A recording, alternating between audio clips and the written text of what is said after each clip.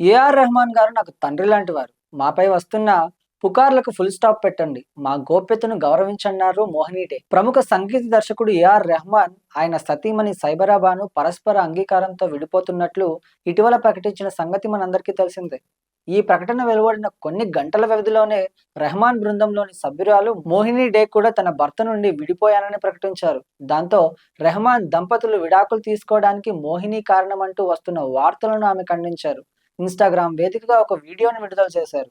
రెహమాన్ గారు ఒక లెజెండ్. నా కెరియర్‌లో ఆయన కీలక పాత్ర పోషించారు. నా లైఫ్‌లో ఒక రోల్ మోడల్‌గా నిలిచారు. నాకు సంగీతం నేర్పిన నా తండ్రి ఏడాది క్రితం దూరమయ్యారు. అప్పటినుంచి రెహమాన్ గారి బృందంలో వారే సొంత వారిలా నన్ను ఆదరించారు. నాది, రెహమాన్ గారి కుమార్తెది ఒకే వయస్సు. ఆయన నన్ను తన కుమార్తెలానే చూసుకున్నారు. 8 ఏళ్లకు పైగా ఆయన బృందంలో పనిచేశాను. ఇప్పుడు మాపై ఇలాంటి వార్తలు రాయడం బాధాకరం. ఇలాంటి సున్నితమైన అంశాల్లో సానుభూతి లేకుండా నిందలు వేయడం సరికాదు. ఈ వార్తలు సృష్టించిన వారి మానసిక స్థితి చూస్తే బాధతో పాటు జాలేస్తుంది. ఇలాంటి వార్తలు నా కెరియర్‌కు అంతరాయం కలిగించలేవు అని ఆమె పోస్ట్ చేశారు.